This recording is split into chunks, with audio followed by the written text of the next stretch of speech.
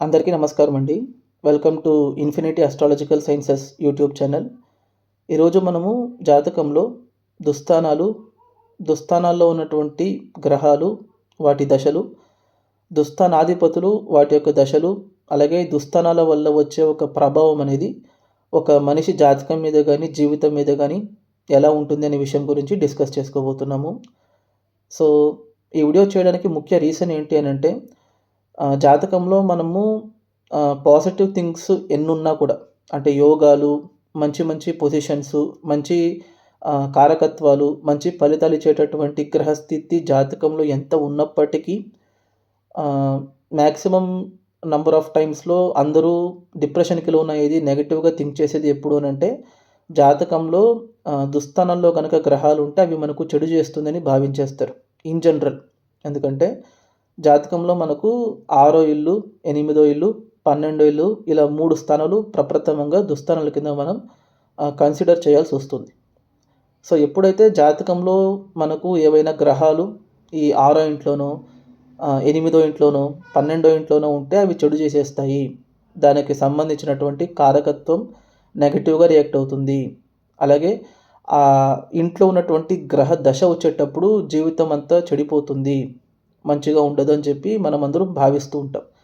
కానీ ఇది ఎంతవరకు రియల్ టైంలో అప్లికబుల్ అనే విషయానికొస్తే, ఇది వరకు మన ఛానల్‌లో నేను ఎక్కువగా మాట్లాడినటువంటి వీడియోస్ వీటి గురించే ఉంటాయండి.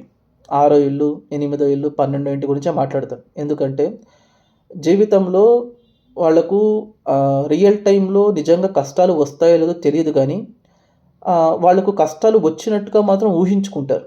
ఇది ఒక స్టేట్ ఆఫ్ సైకోసిస్ అని చెప్తారు.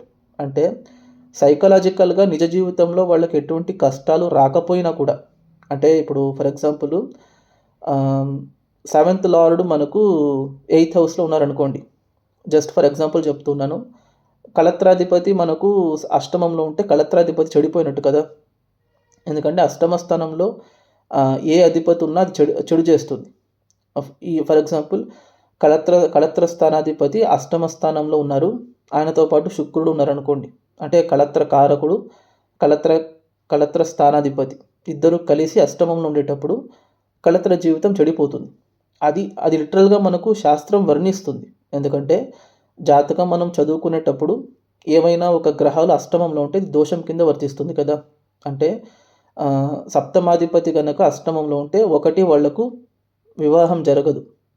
వివాహం జరిగినా కూడా ఆ వివాహం ఎక్కువ కాలం నిలబడదు. నిలబడ్డా కూడా ఆ బతికినంత కాలం దాంపత్య జీవితంలో విపరీతమైనటువంటి ఒడిదుడుకులు, ప్రాబ్లమ్సు, విభేదాలు, తగాదాలు, పార్షియల్ సెపరేషన్సు ఇలా ఇస్తుందని చెప్తాం. ఇది ఒక సింగిల్ మ్యారేజ్ పర్స్పెక్టివ్‌లో మాత్రమే చెప్తున్నాను. ఇలాగా మీరు ప్రతి ఒక్క ఇంటికి, ప్రతి ఒక్క కారకత్వానికి, ప్రతి ఒక్క స్థానాధిపతికి చూసుకోవచ్చు. సో, ఇక్కడ నేను చెప్పేదేంటంటే కళత్ర స్థానాధిపతి, కళత్రాధిపతి అలాగే కళత్ర కారకుడు శుక్రుడు ఇద్దరు కలిసి అష్టమంలో ఉంటే కళత్ర జీవితం చెడిపోతుందని జనరల్‌గా చెప్తారు మనకు. జ్యోతిష్యంలో అది వివరిస్తారు. కానీ మనం ఆ వివరణ వరకే చదువుకుంటాం. తర్వాత ఫర్దర్ ఏముందో చూడం. అది ఏ రాశిలో ఉందో, ఏ నక్షత్రంలో ఉందో, వాటి బలాబలాలు ఎలా ఉన్నాయో, జరిగే దశ ఎలా ఉందో వీటి వరకు వెళ్ళం మనం. జస్ట్ ఒక కాంబినేషన్ చూసేసి అది చెడ్డగా రియాక్ట్ అవుతుంది అనగానే we will go into depression. ఇది ఎందుకు చెప్తున్నాను అనంటే మొన్న ఒక 4, 5 మంత్స్ బ్యాక్ ఒక ఇన్సిడెంట్ జరిగింది. అదేంటంటే ఒక ఫ్యామిలీ భార్యాభర్తలు ఇద్దరున్నారు. వాళ్ళిద్దరూ ఇష్టపడి పెళ్లి చేసుకున్నారు. ఫ్యామిలీని కన్విన్స్ చేసి ఆ ఫ్యామిలీలో ఏంటంటే ఒక భార్య అంటే వైఫ్ కొంచెం ఎక్కువ జాతకాల పిచ్చనమాట. పిచ్చి అంటే 24/7 ఆవిడ జాతకాలు ఎక్కువ చూస్తూ ఉంటారు. అంటే ఇలాంటి కాంబినేషన్స్ జ్యోతిష్యం, రిసర్చ్ పేరిట్లో కంప్లీటు జ్యోతిష్యం మీద కంప్లీట్‌గా అడిక్ట్ అయిపోయారన్నమాట ఆవిడ. సో, ఆవిడ కూడా ఏంటంటే ఇలా వీడియోస్ చూస్తూ ఏంటి ఫర్ ఎగ్జాంపుల్ 7th లార్డ్ గనక 8థ్‌లో ఉంటేనో, 7th లార్డ్‌తో పాటు శుక్రుడు కలిసి 8థ్‌లో ఉంటేనో వైవాహిక జీవితం బావుండదు. ఇలా చెప్పి ఆవిడ అలా ఊహించుకుంటున్నారన్నమాట. అంటే రియల్ టైమ్‌లో వాళ్ళ హస్బెండ్‌తో పాటు ఆవిడకి ఎటువంటి ప్రాబ్లము రాకపోయినా కూడా జాతకంలో ఇలా ఉంది అని చెప్పి దాన్ని she is manifesting into her life even though it is not happening really in her life. So, అప్పుడేమవుతుందంటే వాళ్ళ హస్బెండు ఆవిడకు ముందు నుంచే చెప్తున్నారు. ఇలాంటివేమీ నమ్మొద్దు, ఇలాంటివేమీ నువ్వు సీరియస్‌గా తీసుకోవద్దని చెప్పినా కూడా she is taking that too much seriously. ఒక స్టేజ్ ఆఫ్ లైఫ్‌లో ఏమవుతుందంటే వాళ్ళ ఆయనకు కొంచెం కోపమొచ్చి ఒక కొడుతున్నారనమాట. దెబ్బ కొడుతున్నారు. సో, దాన్ని she is taking very seriously. అంటే అక్కడితో ఆవిడకు రిలేషన్‌షిప్‌లో బ్రేకొచ్చేసింది అనే రేంజ్‌కి ఆవిడ మనస్తాపానికి గురయ్యి సూసైడ్ చేసుకున్నారన్నమాట ఆవిడ. ఇది మొన్న ఒక 4, 5 మంత్స్ బ్యాక్ జరిగింది. తెలంగాణలో అనుకుంటా. సో, ఇలాంటివి ఎందుకు జరుగుతాయి అనంటే, నిజంగా జాతకంలో అష్టమంలో గనక గ్రహాలుంటే అవి చెడిపేస్తాయి అనంటే అలా కాదండి. నేను అందుకే ఈ ఛానెల్‌లో మనం మాక్సిమం డిస్కస్ చేసుకున్నటువంటి వీడియోస్‌లో 6థ్ హౌసు, 8థ్ హౌసు, 12థ్ హౌసు వీటి గురించే ఎక్కువ వీడియోస్ ఉంటాయి. ఎందుకంటే ఒక జాతకంలో ఒక మనిషికి జరిగే చెడు పరిణామాల గురించి మాట్లాడుకోవాల్సొస్తే, 6 ఇంట్లో ఉంటేనో, 8 ఇంట్లో ఉంటేనో, 12 ఇంట్లో ఉంటేనో అవే చెడు చేస్తాయి. లేకపోతే 6 ఇంటధిపతి, 8 ఇంటధిపతి, 12 ఇంటధిపతి మాత్రమే చెడు చేస్తారని భావిస్తాం. కానీ కొన్ని లక్షల మంది, కోట్ల మంది జీవితాల్లో అష్టమ స్థానంలోనో, షష్టమ స్థానంలోనో, వ్యయస్థానంలోనో ఉన్నటువంటి బలమైన గ్రహ దశ జరిగేటప్పుడే వాళ్ళు లైఫ్‌లో సెటిల్ అయ్యుంటారు. అలాంటివి కొన్ని వందల కొద్దీ ఎగ్జాంపుల్స్ నేను మన ఛానెల్‌లో పెట్టాను. సో, ఇది ఎందుకు చెప్పాల్సొస్తుంది అనంటే, జాతకం చదువుకునేటప్పుడు ఒక ప్లానెట్ ఒక పొజిషన్‌లో ఉంటే ఏంటి రిజల్ట్ అనే వరకు మాత్రమే చదువుకోకండి. You have to go further. అంటే అది జస్ట్ మనకు భావఫలాధ్యాయం వరకే ఉంటుందండి. బృహత్పరాశర హోరా శాస్త్రం తీసుకుంటే జస్ట్ మనం భావఫలాధ్యాయం మాత్రమే చదువుకుంటాం. అంటే జ్యోతిష్యం పైన ఇంట్రెస్ట్ వచ్చేవాళ్ళేంటంటే అది ఒక ప్రాసెస్. ఫస్టు రాసులేమని చదువుకోవాలి, గ్రహాలేమని చదువుకోవాలి, నక్షత్రాలు చదువుకోవాలి, వాటి తత్వాలు, కారకత్వాలు, తాత్కాలిక మిత్రులు, తాత్కాలిక శత్రువులు, పర్మనెంట్ ఫ్రెండ్‌షిప్పు, టెంపరరీ ఫ్రెండ్‌షిప్పు ఇలా చెప్పుకుంటూ పోతే షడ్బలాలు, అష్టక వర్గాలు ఇలాంటి మల్టిపుల్ ఉంటాయి మనకు. కానీ జ్యోతిష్యం నేర్చుకునే వాళ్ళేంటంటే ఒక సింగిల్ కేటగిరీ దగ్గర ఆగిపోతారు. అది ఏ కేటగిరీ అనంటే ఒక స్థానాధిపతి ఒక స్థానంలో ఉంటే ఇలా చేసేస్తుంది. లేకపోతే అంశా చార్ట్స్ నవాంశంలో ఒక స్థానాధిపతి ఈ నవాంశంలో ఉంటే ఇలా ఉంటుంది. దశాంశంలో ఇలా ఉంటుంది. షష్ఠి అంశంలో ఇలా ఉంటుంది. ఇక్కడ వరకే ఆగిపోతారు వాళ్ళు. ఫర్దర్ వెళ్ళరు. అంటే ఆ గ్రహం యొక్క కండిషన్ ఏంటి? ఆ గ్రహం ఈ లగ్నానికి మంచి చేసే కెపాసిటీ ఉందా? ఆ గ్రహం రియల్‌గా ఈ లగ్నానికి నెగెటివ్ చేస్తుందా లేదా అనే వరకు వెళ్ళరు. జస్ట్ జనరలైజ్డ్ స్టేట్మెంట్స్‌ని మాత్రమే వాళ్ళు సీరియస్‌గా తీసుకొని నిజ జీవితంలో వాళ్ళకి ఎటువంటి కష్టం రాకపోయినా దానివల్ల భయాందోళనకి గురైపోతారు. సో, అలా గురి కాకూడదండి ఎప్పుడు. ఎందుకంటే ఉన్నటువంటి నవగ్రహాలలో ఎవరికైనా ఏదైనా ఒక గ్రహం దుస్థానంలో ఉండే తీరుతుందండి. ఒక 90% ఆఫ్ ద పాపులేషన్‌కి మినిమమ్ 1 ప్లానెట్ అయినా సరే 6థ్ హౌస్‌లోనో, 8థ్ హౌస్‌లోనో, 12థ్ హౌస్‌లోనో ఉంటుంది. లేదా వాళ్ళ జీవితంలో 6థ్ లార్డ్ దశో, 8థ్ లార్డ్ దశో, 12థ్ లార్డ్ దశో ఎప్పుడో ఒకప్పుడు వస్తుంది. లేదా 6థ్ లార్డ్‌తో పాటు కలిసుంటేనో, 8థ్ లార్డ్‌తో పాటు కలిసుంటేనో, 12థ్ లార్డ్‌తో పాటు కలిసుంటేనో ఆ గ్రహాలు కూడా చెడు చేస్తుందని చెప్పేస్తారు. అంటే ఇప్పుడు షష్టమ స్థానంలో గ్రహం ఉన్న తప్పే. అష్టమ స్థానంలో గ్రహం ఉన్న తప్పే. 12 ఇంట్లో గ్రహం ఉన్న తప్పే. అలాగే 12 ఇంటి అధిపతి తప్పు చేస్తాడు. 8 ఇంటి అధిపతి తప్పు చేస్తాడు. 6 ఇంటి అధిపతి తప్పు చేస్తాడు. అలాగే 12 ఇంటి అధిపతి చూసేవి కూడా మంచిది కాదంట. 12థ్ లార్డ్ చూసే హౌసెస్ డ్యామేజ్ అయిపోతాయి. 6థ్ లార్డ్ చూసే హౌసెస్ డ్యామేజ్ అయిపోతాయి. 8థ్ లార్డ్ చూసే హౌసెస్ డ్యామేజ్ అయిపోతాయి అనుకోండి. అప్పుడు మొత్తం జాతకం డ్యామేజ్ అయిపోయినట్టే కదా! దీంట్లో మళ్ళీ ఏలినాటి శని, అష్టమ శని, అర్ధాష్టమ శని, జన్మ గురువు, జన్మ రాహువు, జన్మ కేతువు.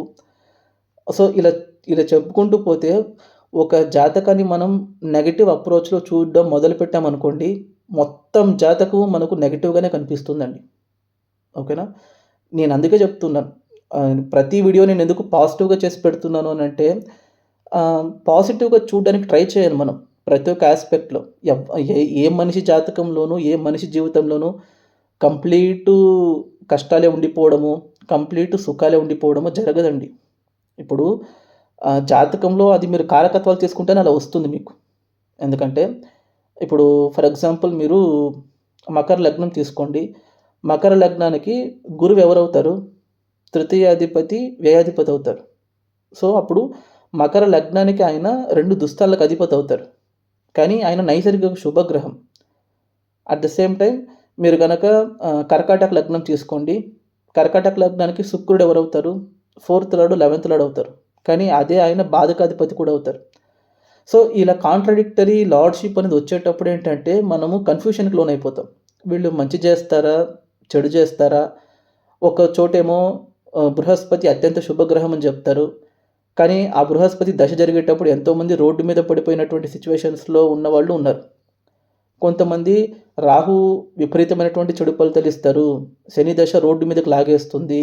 కుజ దశలో చనిపోతారు ఇలా చెప్తారు. కానీ శని దశలో సింహాసనాన్ని అధిష్ఠించిన వాళ్ళు ఉన్నారు. రాహు దశలో ఇంకా జీవితంలో అంతటి భోగభాగ్యాన్ని అనుభవించలేనటువంటి స్టేజ్‌కి వెళ్ళిన వాళ్ళు ఉన్నారు.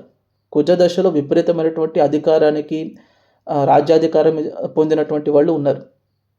సో ఇప్పుడు ఇక్కడ ఏంటంటే ఒక గ్రహాన్ని మనం అనలైజ్ చేసేటప్పుడు అది 6థ్‌లోనో, 8థ్‌లోనో, 12థ్‌లోనో ఉంది కాబట్టి అది చెడు చేసేస్తుందని మనం భావించకూడదండి.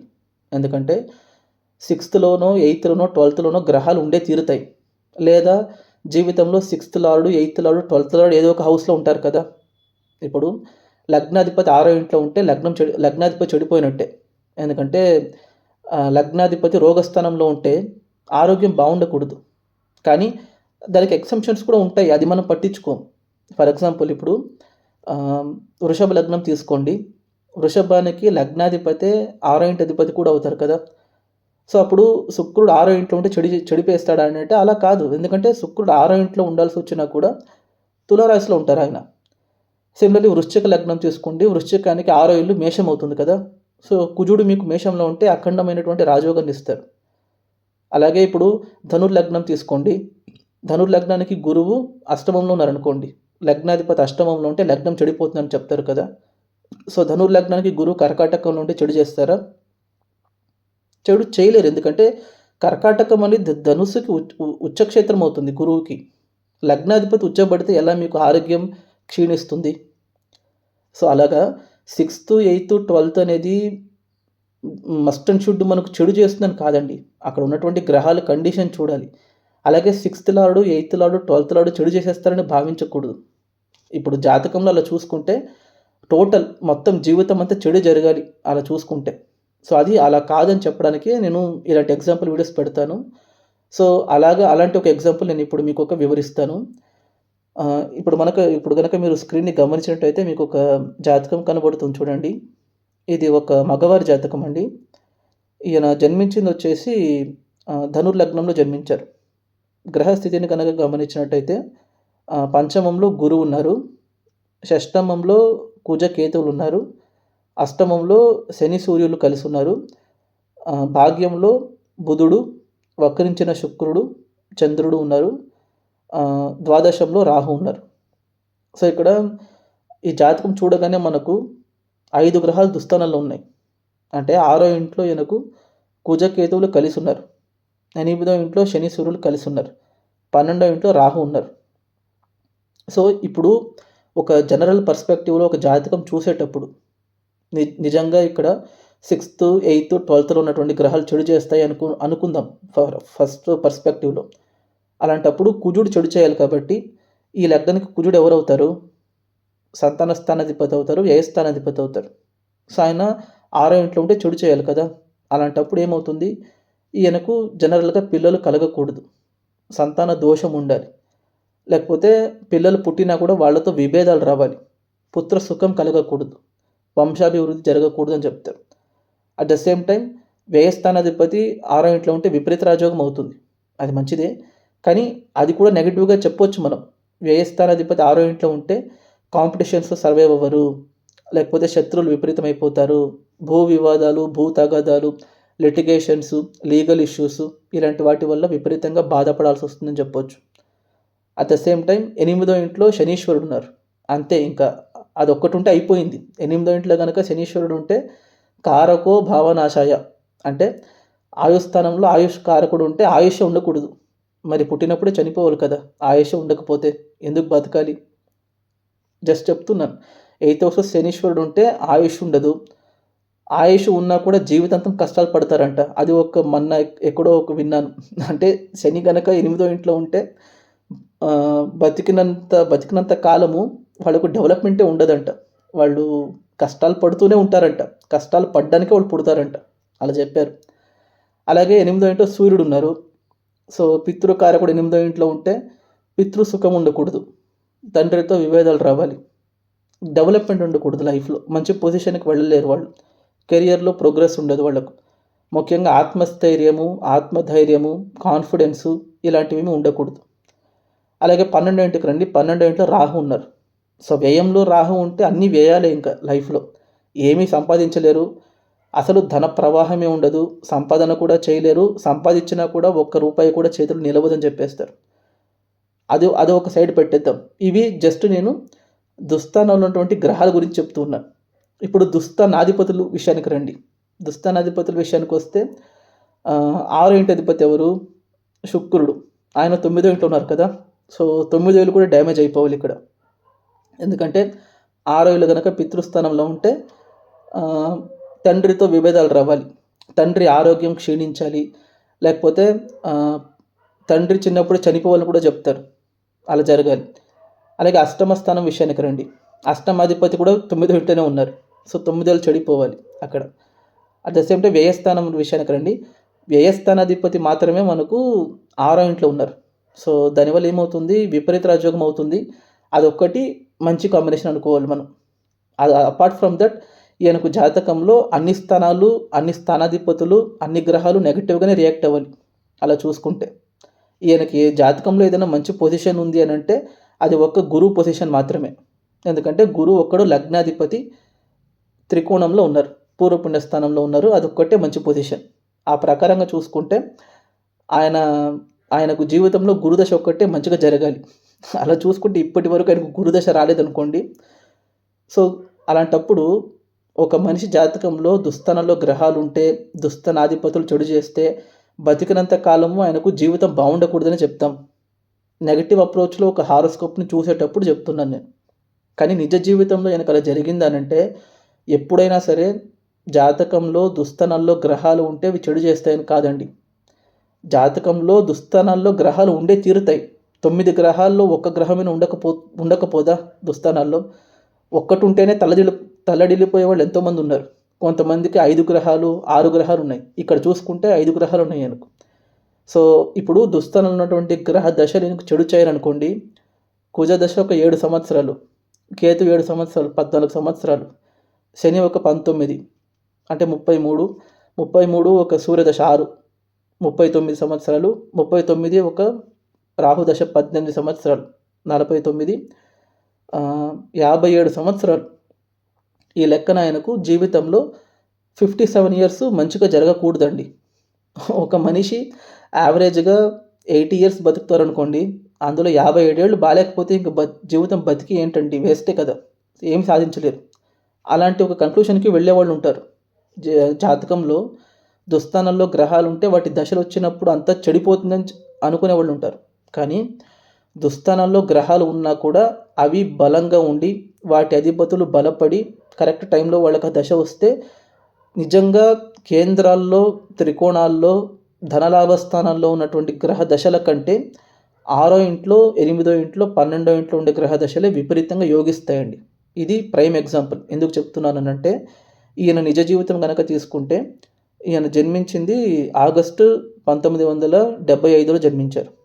ఈయన పుట్టేటప్పుడు ఈయనకు శుక్రదశ 10 సంవత్సరాలు బ్యాలెన్స్‌లో పుట్టారండి. పూర్వ ఫల్గుని నక్షత్రం 2వ పాదంలో పుట్టారు. సో, ఇప్పుడు ఇది ఇంపార్టెంట్ మీకు. ఎందుకంటే శుక్రుడు ఈ లగ్నానికి ఎవరవుతారు? ఈ ధను లగ్నానికి శుక్రుడు షష్టమ లాభాధిపతి అవుతారు. సో, అలాంటి శుక్రుడు ఈయనకు దశ జరుపుతున్నారు పుట్టినప్పుడే. అంటే పుట్టినప్పుడే రోగస్థానాధిపతి దశ జరుగుతుంది ఆయనకు. సో, అలాంటప్పుడు శుక్ర దశ ఆయనకు ఎలాంటి ప్రభావాన్ని ఇవ్వాలి? శుక్రుడు ఆయనకు చెడు చేయాలి కదా! ఎందుకంటే ధనువు లగ్నానికి శుక్రుడు పాపగ్రహం కూడా అవుతారు. సో, అలాంటప్పుడు శుక్రదశ పుట్టినప్పుడే వచ్చిందనుకోండి, అది కూడా 10 ఇయర్స్ బ్యాలెన్స్ ఉంది ఆయనకు. అంటే పుట్టినప్పటి నుంచే ఆయనకు హెల్త్ ఇష్యూస్ చాలా తీవ్రంగా రావాలి ఆయనకు. విపరీతంగా రావాలి. కానీ అలా వచ్చిందనంటే అలా రాలేదు. పుట్టినప్పటి నుంచి ఆయనకు హెల్త్ పర్ఫెక్ట్గా ఉంది. చాలా మంచి పుష్టికరమైనటువంటి ఆరోగ్యకరమైనటువంటి శరీరాన్ని, దేహాన్ని, ఆరోగ్యాన్ని గురువు ఇచ్చారు ఆయనకు. ఎందుకంటే లగ్నాధిపతి బలంగా ఉన్నారు ఫస్ట్ అక్కడ. లగ్నాధిపతి పూర్వపుణ్యస్థానంలో ఉన్నారు. లగ్నాధిపతి లగ్నాన్ని చూస్తున్నారు ఫస్ట్. సెకండ్, శుక్ర దశ జరిగిన శుక్రుడు చెడు చేయలేరు. ఎందుకంటే శుక్రుడు అక్కడ నార్మల్గా లేరు, ఆయన వక్రించి ఉన్నారు. ఎప్పుడైతే మీకు పాపగ్రహాలు వక్రించి ఉంటాయో రివర్స్లో అవి మనకు శుభగ్రహాలు ఇచ్చే ఫలితాలు ఇస్తాయని నేను ఇప్పటికీ కొన్ని ఎగ్జాంపుల్స్లో చెప్పాను. అది కూడా ఎక్కడ ఉన్నారు ఆయన సొంత నక్షత్రంలోనే ఉన్నారు, పూర్వ పలుగుడి నక్షత్రంలో ఉన్నారు. సో శుక్రుడికి రావాల్సినటువంటి నక్షత్ర బలం వస్తుంది అక్కడ. అట్ ద సేమ్ టైం ఎవరి ఇంట్లో ఉన్నారు సూర్యుడి ఇంట్లో ఉన్నారు, సింహరాశిలో ఉన్నారు. మీరు కనుక జాగ్రత్తగా గమనిస్తే సూర్య చంద్రుడు ఇద్దరు పరివర్తనలో ఉన్నారు అక్కడ. అంటే దాని అర్థం సూర్యుడు సింహానికి వచ్చినట్టు, చంద్రుడు కర్కాటకానికి వెళ్ళినట్టు మీరు భావించవచ్చు. అలాంటప్పుడు ఏమవుతుంది, శుక్రుడు తన సొంత నక్షత్రంలో ఉన్నారు, సూర్యుడితో పాటు కలిసి సూర్యుడి ఇంట్లో ఉండి వక్రించి ఉన్నారు. ఇప్పుడు లిటరల్గా అక్కడ శుక్రుడు వక్రించకుండా ఉంటే శత్రుక్షేత్రంలో శత్రువుతో పాటు కలిసి ఇచ్చే ఫలితాలు ఇవ్వాలి. అదే శుక్రుడు వక్రించాడు కాబట్టి మిత్రక్షేత్రంలో మిత్రుడిచ్చే ఫలితాలు ఇస్తారు. అలాంటప్పుడు శుక్రుడికి రావాల్సినటువంటి స్థానబలం సూర్యుడి వల్ల వస్తుంది. శుక్రుడు తన సొంత నక్షత్రంలో ఉన్నారు కాబట్టి నక్షత్ర బలం కూడా వస్తుంది. అలాంటప్పుడు ఈ పర్టికులర్ లగ్నానికి శుక్రుడు పాపి అయినప్పటికీ కూడా ఆయన దశ ఇంకా యోగిస్తుందే కానీ చెడు చేయదు ఆయనకు. అందుకే ఆ 10 సంవత్సరాలు ఆయనకు ఎటువంటి ప్రాబ్లము రాలేదు. హెల్త్ విషయంలోనే కాదండి, ఇంకా చెప్పాలంటే వాళ్ళ ఫ్యామిలీ ఆయన పుట్టిన తర్వాతే వాళ్ళ నాన్నగారు ఇంకా కొంచెం ఆర్థికంగా ఇంకా పురోగతి చెందారు. ఎందుకంటే ఎప్పుడు ధనులగ్నానికి 6వ ఇంటి అధిపతి అవుతారా శుక్రుడు, లాభస్థానాధిపతి కూడా అవుతారు కదా. లాభాధిపతి భాగ్యస్థానంలో ఉండేది మహాభాగ్యయోగం కదా, దాన్ని ఎవరు చూడరు. 6వ ఇంటి అధిపతి చెడు చేసేస్తారు అంతే. సో అదొక సైడ్ పెట్టేయండి. తర్వాత శుక్రదశ తర్వాత సూర్యదశ వస్తుంది. ఇప్పుడు సూర్యదశ ఆయనకి ఏమైనా చెడు చేస్తుందా? అది కూడా సూర్యుడు శనీశ్వరుడితో పాటు కలిసి పితృదోషంలో ఇన్వాల్వ్ అయ్యి అష్టమ స్థానంలో ఉన్నారు కదా. అప్పుడు సూర్యుడు ఆయుస్థానంలో ఉండి చెడు చేయాలంటే ఏమైనా ఆయుర్గండాలు తీసుకురావాలి ఆయనకు. సో అలాంటప్పుడు సూర్యదశ ఆయనకి ఏమైనా చెడు చేసిందంటే, సూర్యదశలో మంచిగా ఆయన ఇంటర్మీడియట్ కంప్లీట్ చేసుకుంటూ ఉన్నారు, కాలేజీలో మంచి సీటు వస్తుంది ఆయనకు ఐటీ డిపార్ట్మెంట్లో. ఈ సూర్యదశ 6 సంవత్సరాల తర్వాత చంద్రదశ వస్తుంది. ఇది అష్టమాధిపతి దశ. అగైన్ ఇక్కడ చూడండి, ఫస్ట్ ఏమో షష్టమాధిపతి దశ 10 సంవత్సరాలు, తర్వాత సూర్యదశ ఆయన అష్టమ స్థానంలో ఉండి దశ జరుపుతున్నారు. తర్వాత చంద్రదశ అది అష్టమాధిపతి దశ. సో ఇప్పుడు అష్టమాధిపతి ఆయనకు చెడు చేయాలనంటే చెడు చేయరు. ఎందుకు చెడు చేస్తారు? ఆయన పరివర్తన యుగంలో ఉన్నారు. సూర్యుడితో పాటు పరివర్తన చెంది అష్టమాధిపతి అష్టమ స్థానంలో వెళ్ళి స్వక్షేత్ర బడినట్టు మనం భావించాలి. అలాంటప్పుడు ఏమవుతుంది, అష్టమాధిపతి అష్టమంలో ఉంటే సరళ యోగం, అది ఒక రకంగా విపరీత రాజయోగం ఇవ్వాలి మనకు.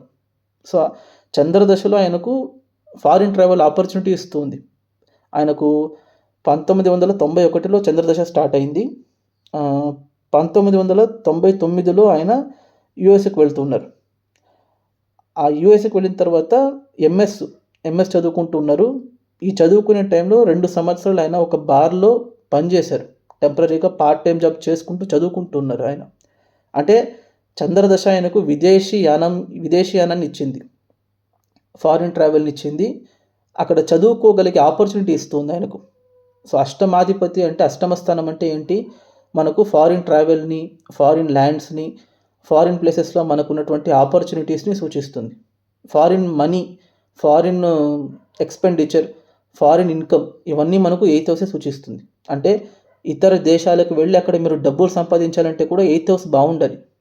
సో ఇక్కడ చంద్రుడు ఒకవేళ ఆయనకు నెగిటివ్గా రియాక్ట్ అయ్యేటట్టు ఉంటుంటే, ఆయనకు ఆయుర్గండాలు, అడ్డంకులు, అవాంతరాలు, అవాంఛనీయ సంఘటనలు ఇలాంటివన్నీ తీసుకొచ్చి ఉండాలి ఆయన. కానీ ఇక్కడ నెగిటివ్గా రియాక్ట్ అవ్వట్లేదు, అదే ఇంపార్టెంట్. ఎందుకంటే 8th లార్డ్ 8thలో ఆయన సొంత ఇంట్లో ఆయనే ఉండేటప్పుడు ఎందుకంటే ఆయన నెగిటివ్గా రియాక్ట్ అవుతారు ఒకటి. అట్ ద సేమ్ టైం ఈ చంద్రదశ అయిపోయిన తర్వాత కుజదశ వస్తుంది. సో అష్టమాధిపతి దశ అయిన వెంటనే వ్యయాధిపతి దశ, అది కూడా 6వ ఇంట్లో ఉండి జరుగుతుంది. సో అప్పుడు కుజదశ ఏమైనా చెడు చేస్తుందనంటే, కుజదశలో ఆయనకు సాఫ్ట్వేర్ కంపెనీలో ప్లేస్ అవుతున్నారు ఆయన 2007లో. 2005లో ఆయన ఎంఎస్ కంప్లీట్ చేసుకున్నారు. 2007లో మంచి జాబ్ వస్తుంది ఆయనకు. అంటే ఇంతకు ముందు కూడా టెంపరీగా చేశారనుకోండి, ఒక 2 ఇయర్స్ బట్ పర్మనెంట్‌గా అక్కడ ఒకే జాబ్‌లో సెటిల్ అవ్వలేకపోయారు. కానీ 2007లో ఆయనకు మంచి పర్మనెంట్ జాబ్ వస్తుందండి.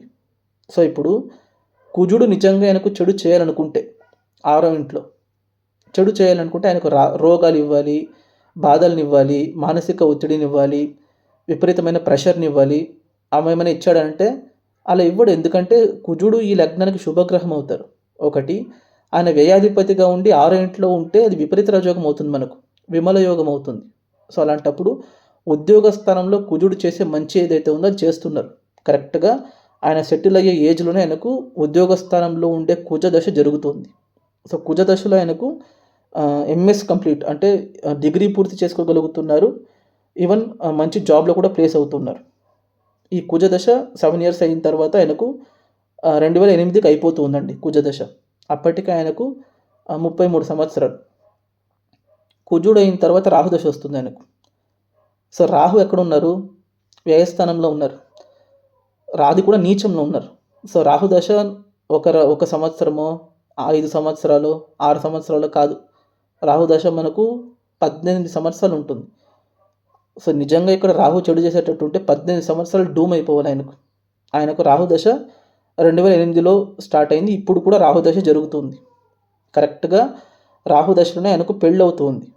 2008లో ఆయనకు పెళ్ళయింది. ఇమ్మీడియేట్ రాహు దశలో రాహు అంతర్దశలోనే ఆయనకు పెళ్ళవుతుంది. అంటే వివాహానికి దారి తీస్తున్నారు ఆయన. అట్ ద సేమ్ టైం 2013లో ఆయనకు సిటిజన్‌షిప్ వస్తుంది. Foreign citizenship. అలాగే 2009, 2012లో ఇద్దరు అమ్మాయిలు పుడుతున్నారు ఆయనకు. సంతాన యోగాన్ని ఇస్తుంది. అంటే వివాహ యోగాన్ని, సంతాన యోగాన్ని, విదేశంలో స్థిరత్వాన్ని, జాబ్‌ని, కెరియర్‌ని, డెవలప్‌మెంట్‌ని, ఆర్థిక అభివృద్ధిని, పురోగతిని అన్నీ వ్యయస్థానంలో నీచబడ్డటువంటి రాహు ఇస్తున్నారు. సో, ఇప్పుడు ఒక జాతకం చూసేటప్పుడు ఏంటంటే వ్యయంలో గనక రాహు ఉంటే రాహు చెడు చేసేస్తాడని కదా మనం భావిస్తాం. రియల్ టైంలో ఇక్కడ చూసుకుంటే రాహు ఆయనకు మంచి చేస్తున్నారు. ఎందుకు? రాహు ఎలా ఉన్నారు అక్కడ నీచంలో ఉన్నా కూడా నీచ భంగం జరుగుతుంది. ఎందుకంటే రాహు కుజుడి ఇంట్లో ఉండి కుజుడు రాహుని చూస్తున్నారు. వాళ్ళిద్దరూ బద్ధశత్రువులు అయినప్పటికీ ఆ రాహు ఉన్నటువంటి రాశ్యాధిపతి దృష్టి రాహు మీద పడేటప్పుడు కుజుడు ఇచ్చే మంచి ఫలితాలని రాహు కూడా ఇవ్వాలి. అలాంటప్పుడు ఫారిన్ ప్లేస్మెంట్ మరీ ముఖ్యంగా విదేశాల్లో స్థిరపడడానికి, విదేశాల్లో జాబ్ చేయడానికి, విదేశాల్లో సంపాదించడానికి, విదేశాల్లో పురోగతికి ఇంతకంటే మంచి ప్లేస్మెంట్ ఇంకొకటి ఉండదు. కరెక్ట్‌గా ఆయనకు రాహు దశలోనే అక్కడ సెటిల్ అయినటువంటి అమ్మాయితో, అది కూడా అక్కడే సెటిల్ అయినటువంటి ఒక ఆవిడతో పెళ్లి చేసుకుని సిటిజన్‌షిప్ కూడా రాహువే ఇస్తున్నారు. అలాంటప్పుడు ఇప్పుడు నెగెటివ్ అప్రోచ్‌లో చూసేటప్పుడు ఏంటంటే ఈ జాతకాన్ని పుట్టినప్పుడు షష్టమాధిపతి దశ, ఆ తర్వాత సూర్యదశ ఆయన అష్టమ స్థానం నుండి జరుగుతుంది. ఆ తర్వాత చంద్రదశ ఆయన అష్టమాధిపతి అవుతారు. ఆ తర్వాత కుజదశ ఆయన వ్యయాధిపతి అవుతారు.